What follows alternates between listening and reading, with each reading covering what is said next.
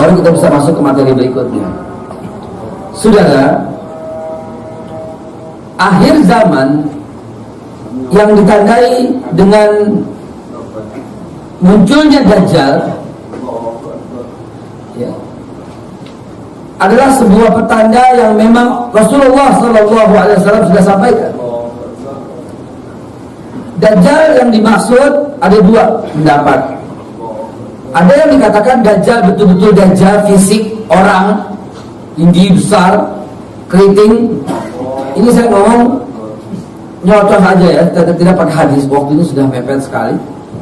Dan saudara kita bisa ulang pada pertemuan yang akan datang dalam bulan depan, lengkap dengan PowerPoint dan semua dalil-dalilnya. Saya mau cepat aja dulu sekarang. Lengkap dengan fisik seperti yang digambarkan Rasulullah dengan lengkap, tinggi, besar, kuning, sawo matang, keriting, kehitaman, mata satu, membawa perbekalan, sakti mandraguna, bisa membunuh dan menghidupkan orang. Jangan terpukau ya ketika bilang begitu ya. David Copperfield bisa loh. Bisa nggak? Bisa. Cari Chaplin aja bisa loh. Ya, bisa ya. Jangan bilang beneran mati ya. Ini sihir. Ini silap mata. Orang dipotong, kakinya ke sono, badannya ke sono. Live. Ini kan permainan sihir doang. Jadi jangan dibilang Dajjal itu hebat. Hebat yang bisa begini. Enggak. Sihir. Kita kagum. Ya. Bisa menghidupkan orang mati, punya kekayaan yang berlimpah, semua orang bergantung padanya. Di jidatnya ada tanda kafir, hanya orang beriman yang membaca, yang enggak. Dajjal kalau berdiri itu lautan aja sekakinya, maksudnya menguasai lautan. Dajjal muncul ya, didukung oleh orang-orang Isfahan. Isfahan itu tentara Iran, yaitu Yahudi 70 orang. Lalu dia ingin menyerang Ka'bah dan seterusnya dengan lengkap digambarkan oleh Nabi ciri-ciri itu. Pengertian yang kedua tentang Dajjal adalah Dajjal sebuah sistem sama, kulitnya sawo matang ya, berarti bukan dari bangsa Arab dan bukan dari bangsa Amerika, bangsa campuran. Rambutnya keriting ya, bukan dari bangsa yang lurus rambutnya atau yang botak. Matanya satu ya, simbolnya matanya satu, simbol mata satu. Perbendaharaannya banyak ya, kaya, semua bergantung pada sistemnya. Dan seterusnya. Ternyata Dajjal adalah juga sebuah sistem, sebuah akhir zaman. Maka kesimpulan dari semua ini adalah New World Order, tatanan dunia baru. Dan New World Order, tatanan dunia baru ini diproklamirkan oleh sebuah gerakan, di sebuah gerakan yang berumur paling tua di dunia.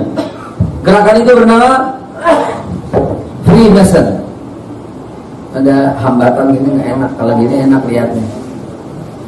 Freemason, free, bebas, merdeka, mason, arsitektur, tukang batu, ya, insinyur, ya begitulah maknanya. Jadi sebuah arsitek. Jadi arsitek tatanan dunia baru, mempelopori dengan kata-kata Illuminati. Kapan dimulai? Tahun 37. Tahun 37 Pak, Nabi Isa baru wafat atau baru diangkat 4 tahun. Baru 4 tahun.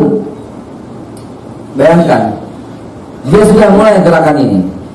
Nanti dipelopori, diperbarui kembali 1871 oleh Adam Weishaupt, yang kemudian menarik orang-orang terkemuka dunia.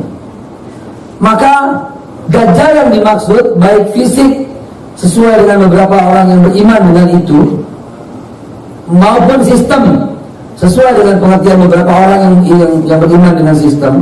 Tafadhol, silahkan, tidak bisa dipaksakan. Ya, kalau Anda yang berkata itu betul-betul fisik, betul-betul manusia, jelas hadisnya, ya. Di antaranya Dajjal matanya satu, Dajjal bisa neraka dan surga di tangannya, surganya dia, nerakanya kita, nerakanya dia, surganya kita, ya. Dalam sebuah hadis riwayat Ahmad, Dajjal tidak akan muncul sehingga manusia melupakan dan meninggalkan para imam yang mengingatkannya di atas mimbar-mimbar. Hadis riwayat Ahmad, ya. Dan sungguhnya Dajjal itu bermata satu, sebelah matanya tidak tampak. Tidak tampak. Ada dua mungkin, ya. Di antara kedua matanya tertulis kafir, yang terbaca oleh setiap orang beriman saja, ya. Dan yang tidak beriman nggak bisa membacanya. Saudara, Dajjal sistem yang telah berkembang sekarang ini sejak zaman Adam Wis sampai sekarang melakukan kegiatan Haikal Sulaiman dalam bentuk yang baru. Haikal Sulaiman dalam bentuk yang baru berupa tatanan dunia baru yang membuat semua orang tergantung padanya. Ledakan-ledakan ekonomi adalah menjadi simbol supaya orang bergantung padanya dalam tatanan dunia baru. Tahun 31 diluncurkan ledakan ekonomi yang membuat orang-orang Islam tekuk lutut, sebagian saja tentunya, yang membuat krisis global tidak berhasil. Dimulai lagi pada tahun 98 dengan krisis moneter dunia, berhasil di beberapa negara. Diluncurkanlah IMF. Ini adalah semata-mata murni daripada praktek, daripada aplikasi dari Dajjal dalam bentuk Freemason dan Illuminati. Mereka menguasai dunia dengan 4F. Saya tidak akan tergesa-gesa karena waktu zuhurnya, tapi nggak apa-apa ya, insya Allah bisa dimengerti. Mereka menggunakan momentum dan selalu ujung-ujungnya dengan 4F penguasaan. Momentum yang mereka ciptakan sama dari tahun ke tahun. Ekonomi, F pertama adalah financial. Mereka meluncurkan IGGI pertama kali. Mereka meluncurkan G7, G8, G20. Mereka meluncurkan IMF. Mereka meluncurkan itu untuk Indonesia dan negara-negara lain juga ada. Nah, luncuran-luncuran ini semata-mata ingin membuat Tuhan baru, dan Tuhan itu adalah mereka. Siapa yang ada yang maksud dengan mereka? Nanti.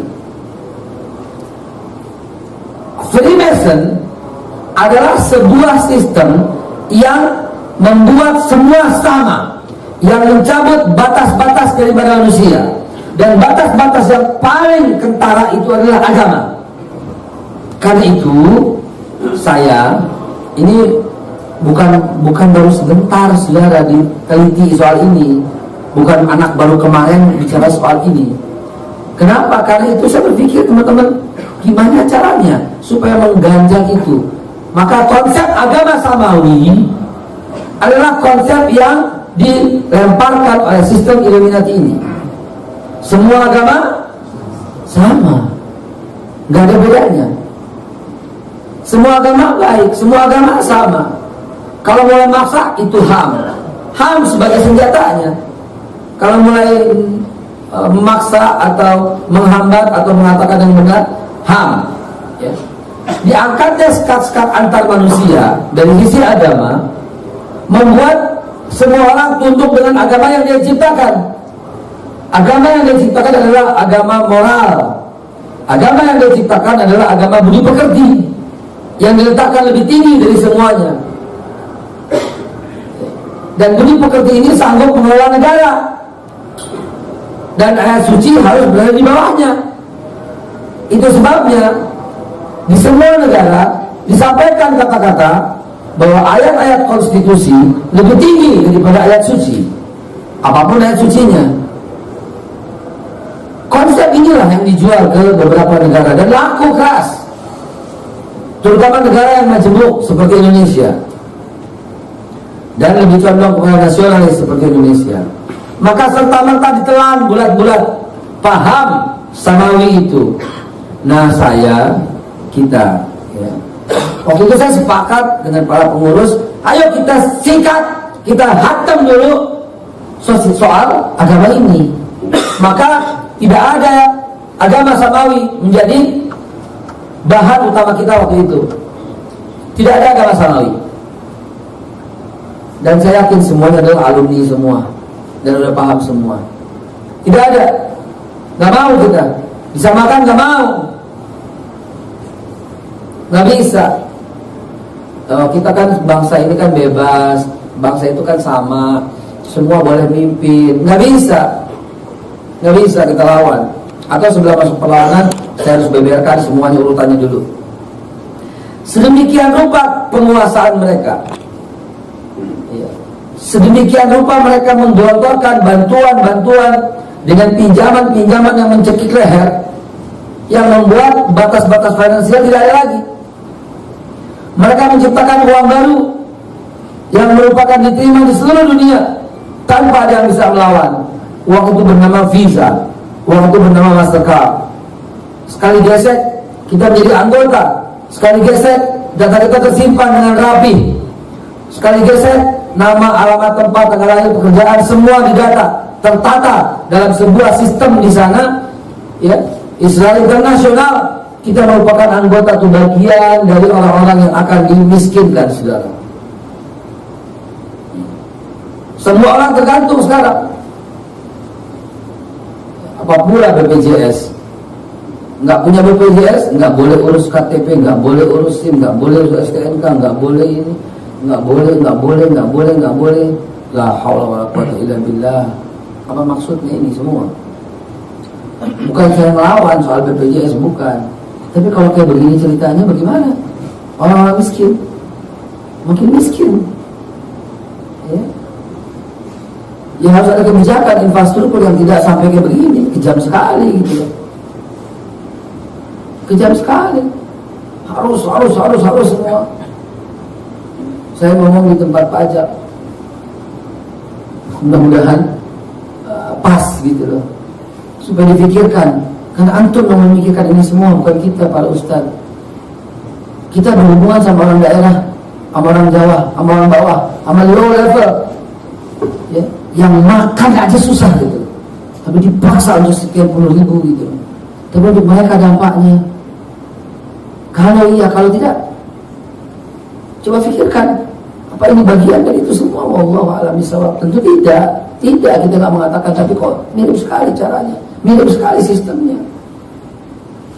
Apa semua negara-negara barat seperti itu? Iya, tapi kenapa rakyat yang dibebani? Harus ada, ya pemerintah dong. Pemerintah harus mengambil alih ini supaya berputar tidak melulu untuk mengambil pendapatan orang-orang kecil di bawah yang sudah sangat kecil gitu. Cabai naik, tanam cabai. STNK naik, cetak STNK. Cetak sendiri apa?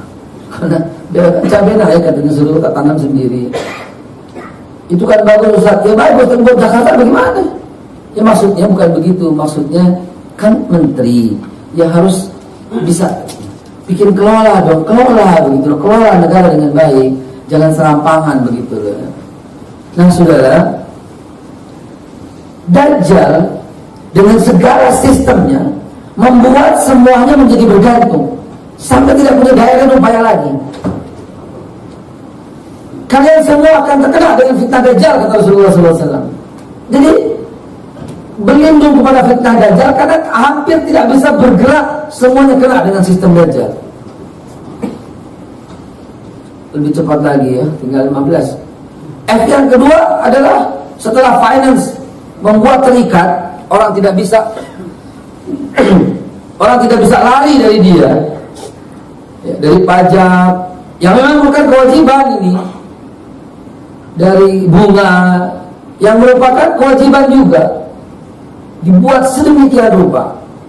Dan alhamdulillah kita bersyukur pada Allah ya, 2 tahun 3 tahun belakangan ini ya, pajak menjadi tulang punggung, apalagi ketika sumber daya alam sudah tidak bisa lagi menopang kehidupan. Tulang punggung. Amnesti yang terjadi berapa persen sekarang? Target nembus nggak? 70% ya? 70% ya, berarti kan Intinya kita percayakan kepada pemerintah. Percayakan kepada pemerintah, total apa yang dilakukan insya Allah kembali kepada rakyat. Amin ya Allah ya Rabbal Alamin, mudah-mudahan. Tetapi ketergantungan dengan finance, dengan asing, yang membuat kita ini tidak bisa bergerak. Apa susahnya saudara? Apa susahnya berhenti nabung di bank asing? Berhenti. Susahnya di mana? Kita punya bank.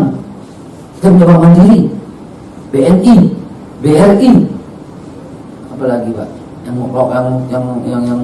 semuanya milik Indonesia. BTN. Kopi enggak. Tapi mayoritas kami BCA ya. Mayoritas kenapa BCA ya Pak ya? Mandiri. BCA masih menang dalam jumlah nasabah. Kenapa ya?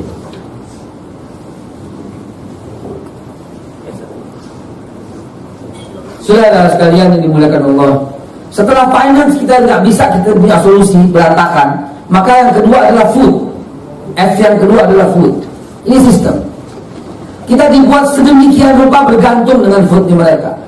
Bu, ibu besok, entar nggak usah besok, entar sore pulang ke rumah, coba lihat food ibu-ibu di rumah. Produk siapa? Ada nggak produk yang punya orang Indonesia? Setelah finance kita menggunakan produk mereka, finance kita gunakan bank asing produk mereka, sehingga mereka menjadi kuat, menjadi hebat, menjadi berjaya, dan akhirnya kita bergantung pada mereka, nggak bisa lepas. Maka yang kedua adalah food. Coba ibu perhatikan, suaminya baru pulang, ma bikinin nasi goreng, maka kita beli berasnya ternyata bukan punya Indonesia, bukan punya Indonesia, berasnya coba impor. Negeri agraris. Dahulu beras kita dijual di semua negara. Swasembada, bukan swasembada lagi, berlebihan, ekspor. Thailand makan beras dari kita, saudara. Seluruh orang Malaysia makan beras Indonesia. Singapura apalagi, Bangkok, Brunei, surplus, sampai diekspor ke Timur Tengah beras kita. Sekarang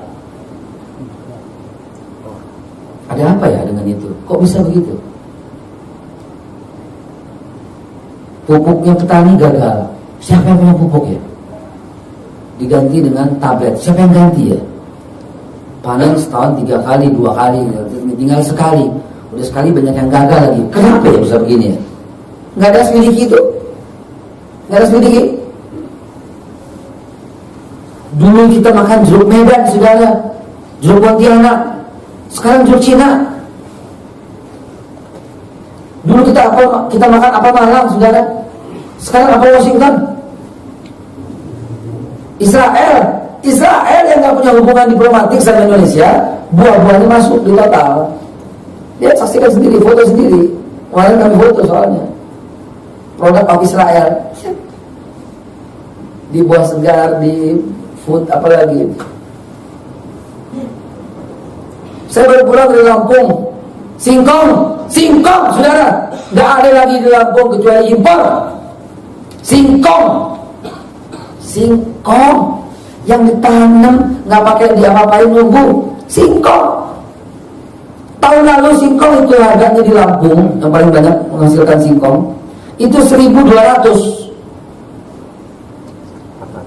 Sekarang 300 perak. Terus beranjak turun 200. Petani sekilo cuma dapat 200 rupiah. Sekilo 200. Saudara di Jakarta kencing aja 1.000. Betul nggak? 2.000 ya. Ketahuan jalan kencing gitu. Bagaimana otak kita bisa terima gitu loh, barang makanan yang bisa diolah sedemikian rupa, 1 kilo cuma dihargai 300 perak. Bahkan cenderung turun cuma tinggal 250 perak. Kenapa? Karena singkong dari Cina cuma 300 dijual di sini. Ekspornya ini mahal. Pasar pesawat Betapa food menjadi ajang untuk penguasaan akhir zaman, saudara. Cabai sekarang 140.000 sekilo. Di petani berapa? 2.000 sampai 3.000. Di Jakarta, di kota berapa? 140.000. Ada apa ini? Masa kita mau makan cabai palsu? Jangan makan cabai gitu. Bukan solusi seperti itu. Dan ya Allah, apa yang ibu saya bilang tadi, ibu suaminya pulang makan nasi goreng. Coba lihat, berasnya bukan beras kita. Telurnya impor, Bu, dari Cina. Telur palsu. Telur palsu, coba bayangkan. Bukan ayam. Kan banyak beredar waktu itu.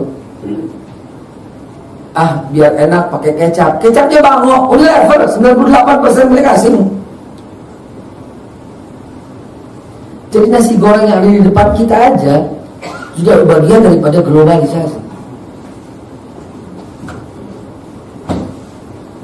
La haula wala quwata illa billah. Yang ketiga, lebih cepat lagi, freedom. Ini jualan Illuminati ya. Financial, food, freedom. Freedom apa? Freedom seksual dan freedom human right. Kebebasan dengan atas nama asasi manusia dan kebebasan seksual. Hak LGBT, legitimasi. Hak orang itu nggak boleh dilawan, nggak boleh dikata-katain. Yang kata-katain berarti salah. Yang kata-katain berarti ham. Yang kata-katain berarti nggak mengerti tentang pluralisme. Yang kata-katain berarti tidak mengerti soal nasionalisme. Apa hubungannya LGBT sama pluralisme sama kebinekaan? Pawai kebinekaan yang diisi dengan para gay, para lesbian, apa hubungannya? Dan ternyata laku sekali jualan seperti ini.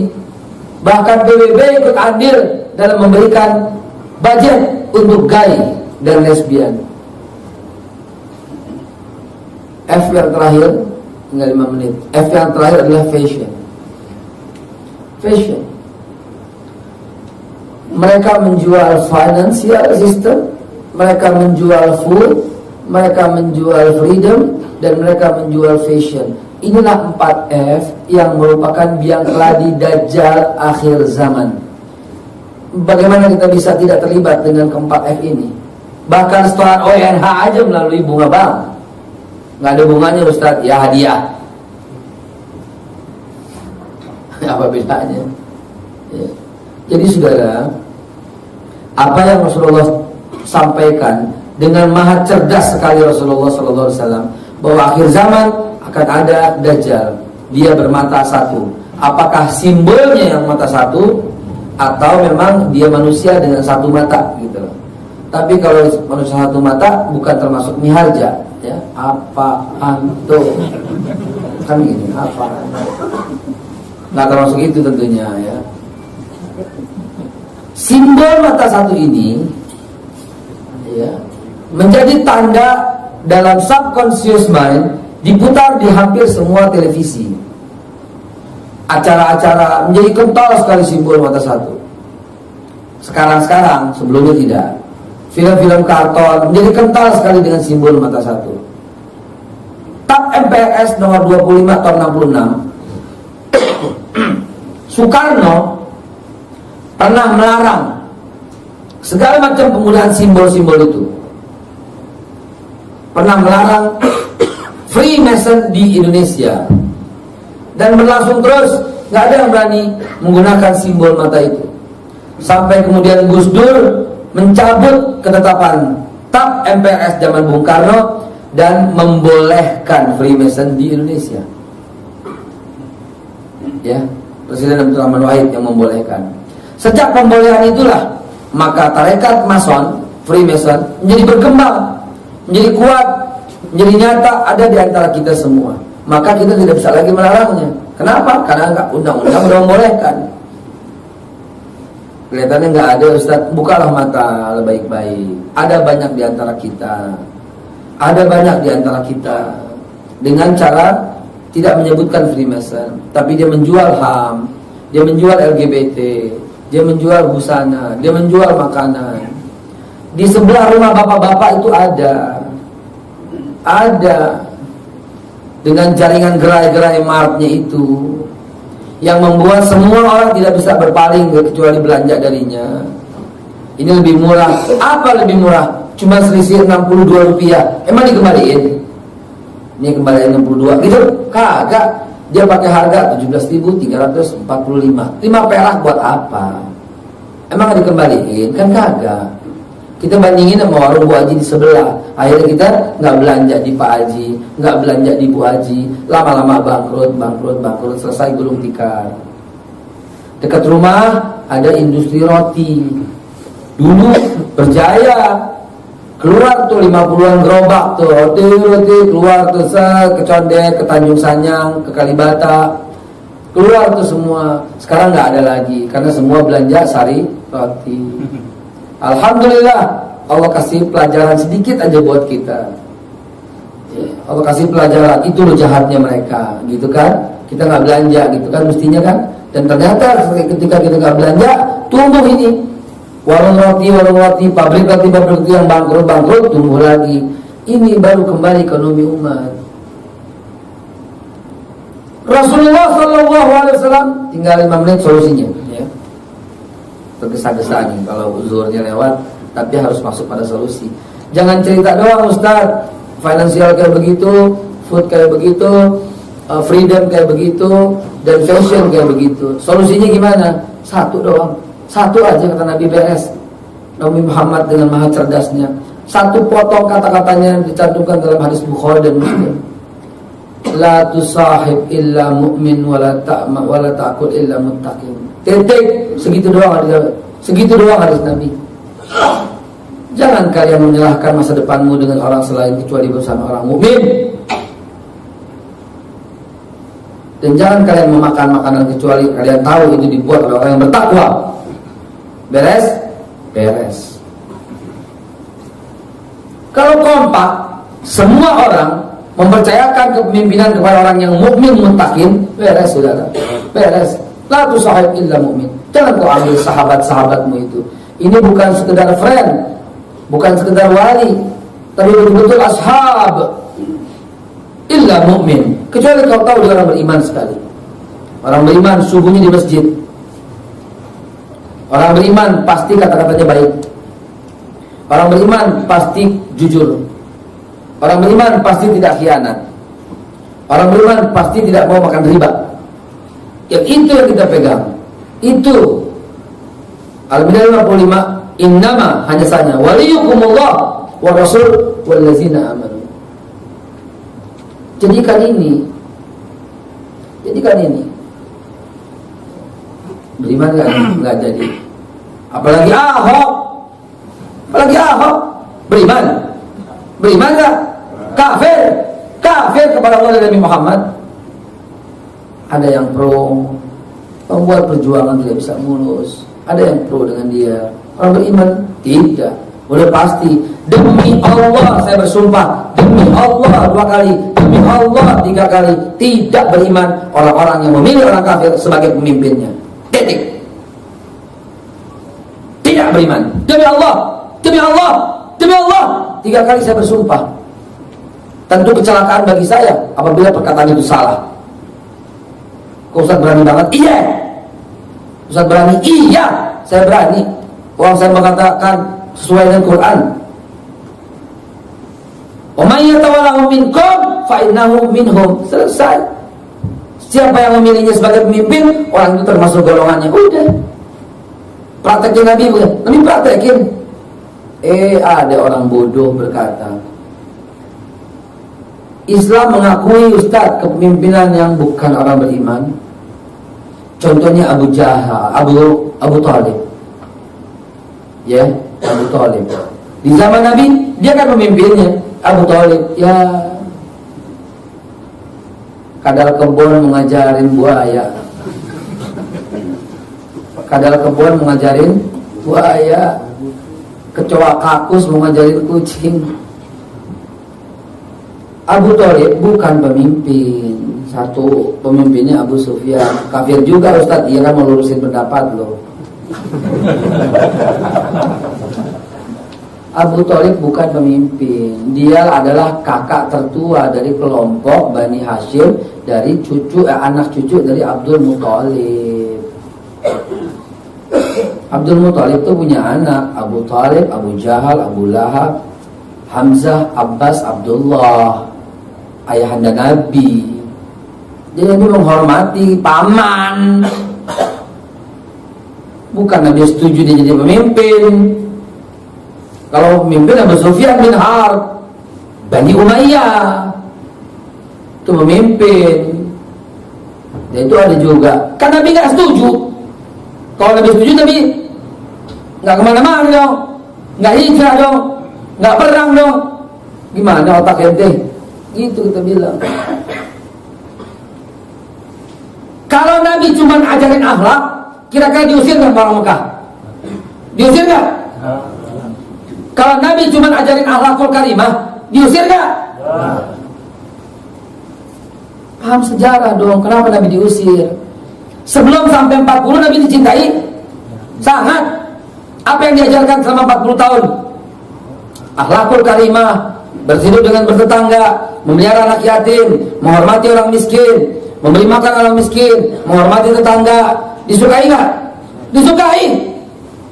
Disukai bisa-bisa sama semua orang. Calon pemimpin umat masa depan, Muhammad bin Abdullah.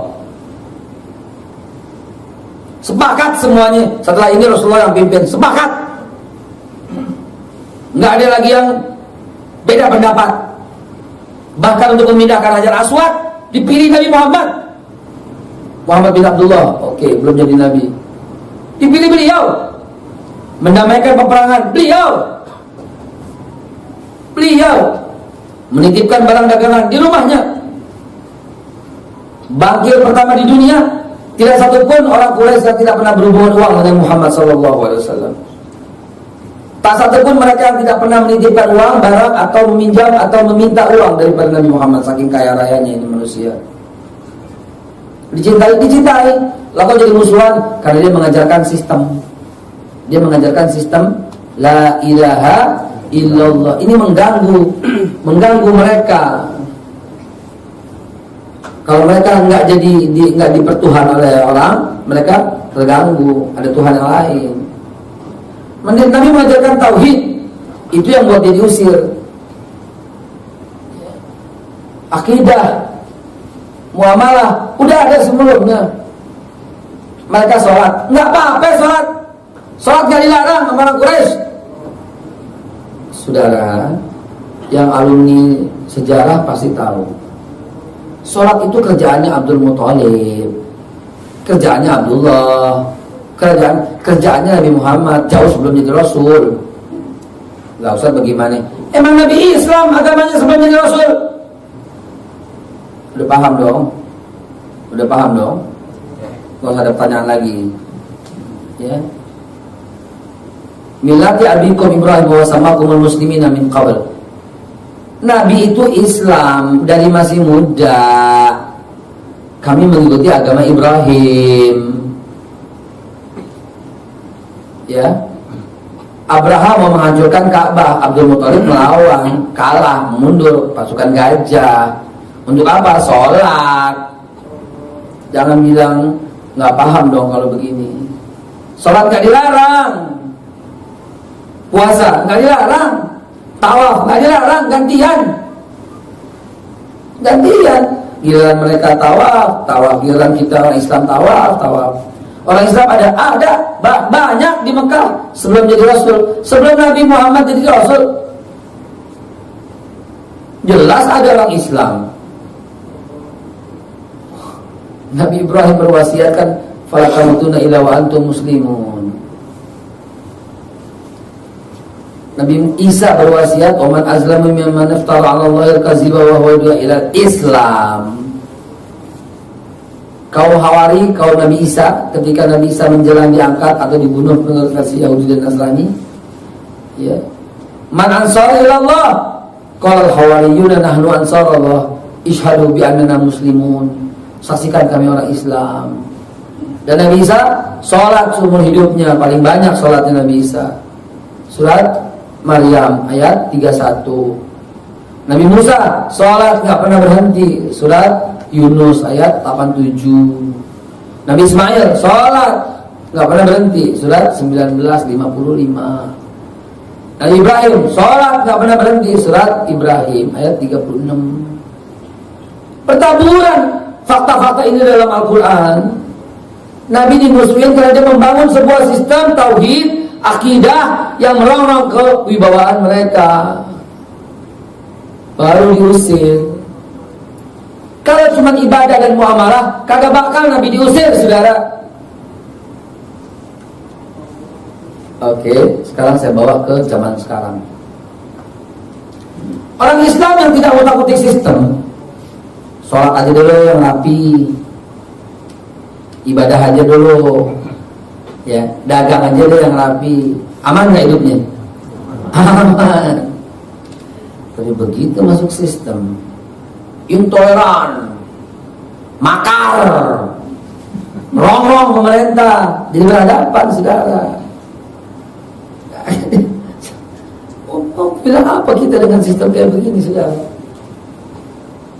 Makanya ini kalau ikut terus dari mulai awal, dari mulai zaman Nabi Ibrahim, bahkan saya cerita Ibrahim, lalu Ibrahim, Ismail, Ishak, Yakub, lalu Ayub, lalu Shu'aib, lalu Musa, lalu Zulkifli, Daud, Sulaiman, Zakaria, Yahya, Isa, Muhammad sallallahu alaihi wasallam. Sekarang akhir zaman nyambung, kalau enggak nyambung. Apaan sih ini Ustaz ngomong apa pasti enggak nyambung. Tapi kalau ngikutin terus, subhanallah. Ternyata ke situ endingnya ya. Begitu Pak, akhir zaman berulang terus. Akhir zaman berulang terus. Wala takul ila muttaqin, dan jangan makan kecuali makanan yang bertakwa. Tadi solusi pertama dari Nabi. Solusi yang kedua ada jangan makan kecuali makanan yang bertakwa. Bangkrut nggak mereka? Bangkrut Pak, bangkrut. Saudara, nggak usah lagi makan roti dengan meses, dengan coklat yang menghancurkan gigi anakmu. Balik aja ke ongol-ongol, balik aja cemil, balik aja getuk, balik aja ke nasi uduk, balik dah please gitu loh. Saya udah marah di rumah kalau ada soe, roti, bla bla bla bla. Saya bilang, lu bangun lebih awal, terus masak apa? Ongol-ongol. Ya kan? Enak, aman. Kenapa gitu loh? Gaya hidup Illuminati dan Freemason ini secara pelan mengikat kita, sehingga food kita tergantung dengan mereka. Kenapa? Ya. Masak banyak. Mau sarapan apa? Nasi aja ini nggak kelar, sebutin nasi sampai jam 1. Ayo sebutin coba. Nasi uduk, nasi ulam, nasi goreng, nasi capcay, nasi gurih, nasi padang, nasi bali, nasi rangi, nasi kuning, nasi biryani, nasi mandi, nasi kuning, nasi jamblang, nasi apa lagi? Nasi kucing, nasi apa lagi? Nasi, ya Allah, nasi aja belum lagi nasi rom, nasi bali, nasi bakar, nasi, ya Allah, nasi belum kelar, baru ngomong nasi, lalu olahan nasi, lontong, bubur, ketupat, apa lagi? Buras, Betawi banget tuh,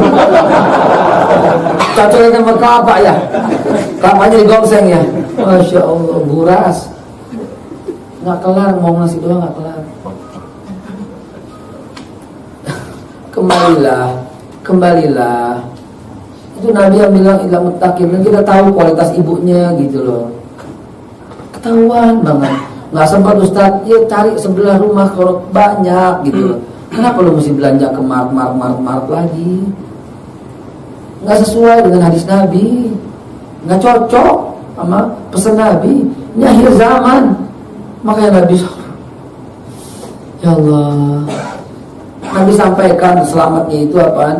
Kalian itu kalau ketemu akhir zaman itu seperti kalian harus gigit gigi geraham. Jangan lepas. Dan siapa yang menghidupkan sunnah Nabi di akhir zaman seperti megang bara api, dipegang panas, dilepas kafir. Gimana dong?